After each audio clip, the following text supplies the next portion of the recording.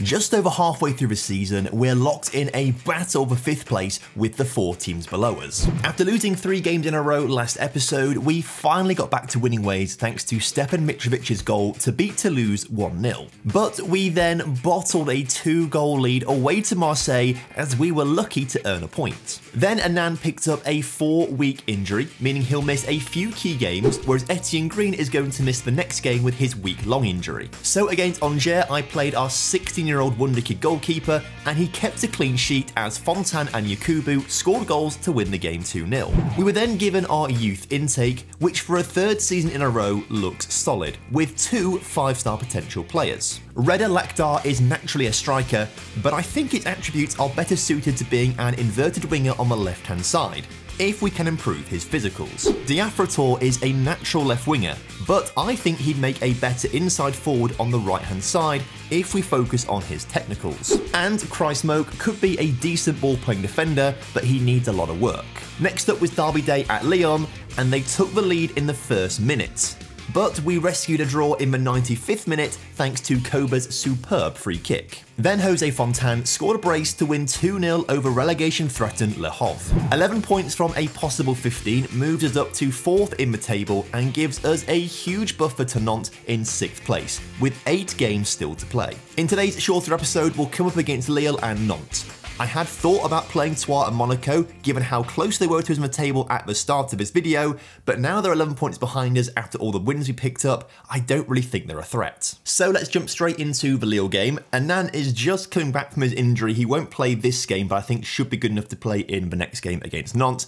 Also, Christian Belic is suspended. He's picked up a few of these recently, actually. He is banned for 1 match at the moment, but was also suspended against Toulouse a few games ago. So in his place is Tommy Doyle. He's been a very good deputy this season. Now, Lille are currently 13th in the table, 7 points away from the relegation zone, but they haven't won in their last 5 games. So on paper, this should be a nice result for us. I was kind of hoping they would get drawn into that relegation battle because they've got some players that I'd love to sign. Jonathan David, for example, Eleni Yoro at the back as well. Those 2 players I'd love to bring into the club, but they're just too expensive whilst they're in this division. But if they got relegated, I think a lot of clubs would be all over those chaps. So if they go down, great. If they don't, we could try and look to sign them, but I think they'd be too expensive. I'm not quite sure what the board will give us next season. But if we do secure European football, which is looking more and more likely at the moment, we may be given some nice money to actually go and sign some of these better players from our division that we could use in the club and push for the future. To start off with, though, it is Lille coming forward. And Jonathan David, one of those players that I mentioned, had a shot blocked by Jesus Vallejo there, and I thought it was destined for the back of the net. Instead, it goes wide. What a last-ditch block there from Jesus. That is absolutely crucial for us, as, by looks of things, we can just about deal with the corner. But there is a throw immediately afterwards for Lille as they look to push forwards, try and get themselves an opener here 30 minutes into this game. They are at home. They've not won for a while. They want to try and do something better, clearly, as Smal on the ball right now puts it into the middle. Fontaine clears it, but not great. Should have headed it back to the keeper, I think, but instead Jonathan David gets it, and the pressure coming right now is surely going to result in a goal. Apparently not, just wide and high. But we've had 2 shots in 35 minutes right now. We are not looking good, so this is not a great look for us after we played pretty well in between episodes. We didn't get as many wins as I would have wanted us to, although 3 wins and 2 draws is... I think there may have been a handball in there, maybe. That's what they're looking at there. Checking the VAR. What does the text say down here? No penalty. Okay, good. Now, Marseille must have played before us and they won their game because we're now down in 5th place as things stand, as the draw is right now. I'm going to thrash my arms. Not good enough. Players seem motivated by it. Yakubu, by the way, has gone from being such an informed striker at the start of the season to coming back from the African Cup of Nations, and he's not been great. I think he's scored 1 goal in between episodes and hasn't looked like scoring many goals either, which is a little bit concerning. So maybe we need to have a chat with him about his recent form because it's not been great. And potentially we need to look for another striker over summer as Etienne Green. My word, we are doing everything we can right now to stay at 0-0. Our defence are on form. Green on a 7.1, Master on a 7.1, Vallejo on a 6.4, so maybe he made some big mistakes after he made that block on the line pretty much to stop Jonathan David's shot earlier on. But we're not doing very well going forward, but at the back we are holding out strong right now. So I think a few changes to be made in 5-10 minutes time or so. We'll see if another highlight comes up, but if it doesn't, which it doesn't look like, I think it's time to make a couple of changes out there. So I'm going to change the entire... I can change the entire front three, but I don't think I will. We'll leave Mitrovic on, but we'll bring Ahmed on the right-hand side. Aziz Yacoub is going to come off for Brian Moreno, which is an interesting shout there. Pablo Martinez is going to come off for Gianluca Busio too. We're going to go a little bit more positive with our stance, and I'm going to shout demand more to the team out there as Busio wins the ball nicely for us there, actually, and Gonzalo Estevez can bring it forward. He's played very well at right back today. Can he deliver an inch-perfect cross onto the noggin of someone, or Ahmed can? Apparently not, because it's gone all the way back to Koba, but he finds Gonzalo, who can now put another ball into the middle this time. He finds someone, and it somehow falls to Mitrovic, who gets his 10th of the season, and against the odds... Well, not the odds, because we should be winning this game anyway, but against the run of play, we are now in front in this game. You love to see it. To be fair, since the winter break, we've not been at our best. We lost a few games last episode. Obviously, we won a few in between episodes, but they were against teams quite far down the table. We should have lost to Marseille. We did go 2-0 up in that game within 5 minutes, but after that, we were not very good. So I think maybe we have been a little bit lucky in the second half of the season, but...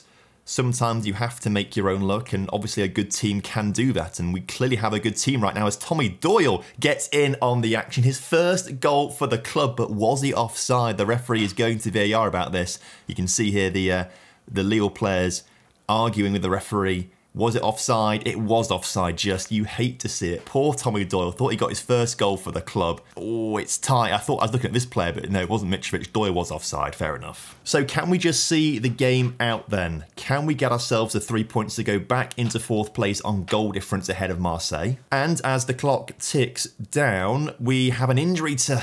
Mitrovic. Now, we don't really have anyone to bring on for him.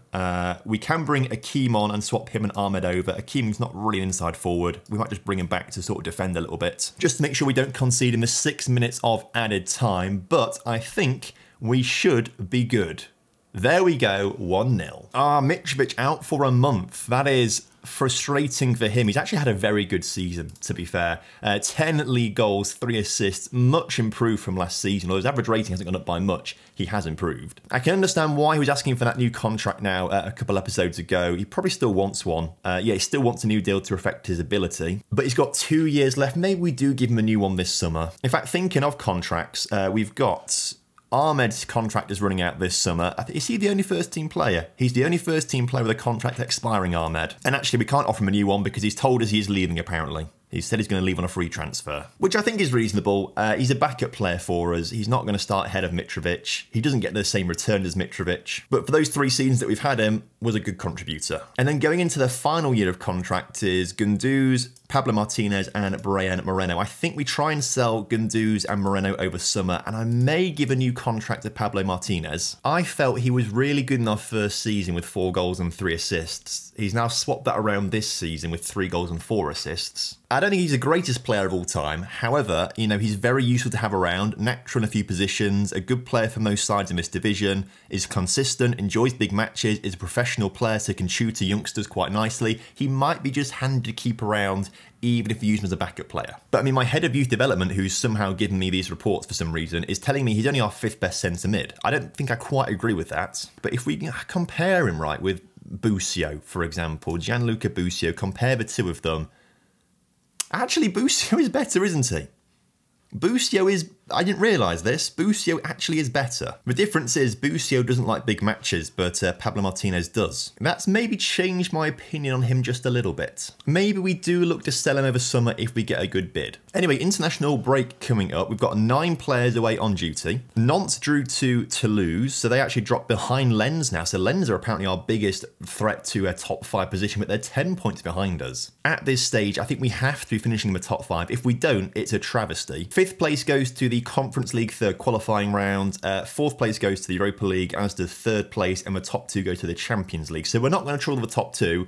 It's either going to be Europa League or Conference League. And I know that we get more money for being in the Europa League, but I think I'd rather be in the Conference League because I think we've got a better chance of winning that right now. I think if we went to the Europa League, we would get battered. Now this is frustrating. Ancelotti's unhappy with us because we're not playing lone player Marin enough. Okay, well, look, we'll play him a little bit more. But to be fair, what do we say? He's not been hitting the same heights with his form.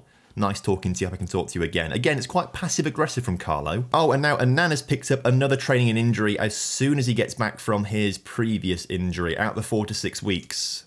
So that is most of the rest of the season. Also, look at this. We have got a lot of players now in the French youth setups across the 18s, 19s and 23s right now. They all played against New Zealand, apparently. And Ayman and Bastien did pretty well, to be fair. I think Bastien obviously has to come into our first team next season. He's had a very good loan out in the second division this past season. Also, the best 50 wonder kids in football have been announced. None of them are our players, which is a little bit frustrating. And all of them are playing at clubs that we would not be able to sign them off, basically. It's not like Lamine Yamal is going to drop from Barcelona to us. I mean, this guy, Shea Lacey, is at Man United on loan at Portsmouth. Plus, the Next Gen 50 award as well sometimes can be a little bit misleading. I remember in the past I've signed players from there and they've just been absolute duds once they've signed for me. Oh, and now Pablo Martinez in... How many players are getting injured today? We're entering a bit of an injury crisis, potentially. I mean, that might be him out for the rest of the season. Although, good news for Busio, it means he's going to get the game time. Luckily for us, though, we seem to have done all the hard work earlier on in the season. You know, we're 10 points clear. Surely we aren't going to capitulate and lose 10 points. And if we can beat Nantes now, surely that guarantees it. I mean, not mathematically, but it's such a long way for them to come back. Although Lens did just beat Reims, as you can see, so they go 7 points behind us. They're our only threat right now if we beat Nantes. Gonzalo Esteves suspended. Obviously, he's always suspended with red cards and yellow cards, so we'll get him off. Belic can come back on the pitch after his suspension, and Pablo Martinez comes off for Busio. Tell you who's a good goalkeeper, Alban Lafont, the Nantes goalkeeper. If we didn't have Etienne Green, he'd be one of the top players on my list to bring in as a keeper. But we've got Etienne Green. I think if we can... What's happened here? A penalty? What for? Oh, it's for us. Oh, that's fine then. I still don't know what for. But we seem to have been given a penalty for some reason. It's going to VAR. Penalty given. There's no context down here at the bottom of the screen from the commentary telling me what happened. So... apparently our right back is the best person to take that penalty. Zadaka scores it. Well done. Or Zadadka. I've probably been saying his name wrong all season. I've just realised there's a second D in his name. But that is a wonderful start to the game. Why? I don't know why he's on penalties. Because his penalty taking is 10 and his finishing is 6. Are you telling me Aziz Yakubu's got worse than that? His penalty taking is 10, but his finishing is 15, composure's 13, so why is he not on it? It doesn't matter though, because we did score it. If we didn't score it, I would have been a lot more frustrated about that, as Nantes trying to get themselves back in this tie 31 minutes into the game, and they do. Decent shot. Also looks like Mitrovic has taken a knock. His match health heart bath, what it's called, condition, that's what it's called, isn't it? It has dropped down quite significantly, so we may take a look at him at half-time to take him off. Looks like he's taking a bit of a knock. There's no orange injury thing next to him, but if he's going to struggle, that's going to hurt us. Oh, there is now an orange injury thing next to him, so we'll take him off at half-time. Or do we just do it now, actually? Just save the 10 minutes of pain he might be in. Now, I wasn't really paying attention then. We have scored. I was trying to work out how to pronounce, if I can click on his name in a second. This guy's name, I've really tried to avoid saying his name because I have no idea how to pronounce this. But I think, you know, the TCH is like Chouameni, right? Aurelien Chouameni. So is it just Tuna? But when he had possession of the ball, I was thinking, how do I say this guy's name? And then we scored. So Tuna? Maybe? Either way, we are winning, and Yakubu scored another goal, which is great to see. I think he's probably still in the top 3 for league goal scorers this season. Maybe top 5, might drop down a little bit to be fair, but given the electric start he has, the second half of the season has been a bit disappointing from him as Tuna gives the ball to Zadadka. His cross is blocked, and Nantes looking to get themselves back in this game. They have to win this game. If they want European football, they have to win this game. And they've got themselves back in it. So I think what we should do as well is keep Carlo Ancelotti happy and bring Rafa Marin on at centre-back. And maybe also Koulibaly as well. He needs a bit of game time. And actually, towards the end of this game, Brian Moreno, I'm going to bring you on for Tuna. And then what we're going to do is this. And see if that works. Because 15 minutes to go, Nantes are coming forward and are looking the more likely of the two teams to score. Attacking, I'm going to shout, encourage, just see if we can get that final goal to put the nail in the coffin for Nantes and give us the win that we need that will all but guarantee European football, I'm sure, as Fontan cuts the ball out wide to Koba. Koba into Fontan, who shoots, and Fontan has picked up 4 goals in the last 6 games. He's our in-form goal scorer. But that was the goal we needed, and it might just ruin the Nantes party here because they'll be 13 points behind us with 6 games to go. 18 available, but we're not going to drop 6 points, right? Sure. Maybe we would. And when I say drop 6 points, I mean drop 10 points, I think is what I don't know what I'm trying to say. Maths was never quite my strong point at school, as you may realise, but basically, you know, we're in such a position that we're not going to drop so many.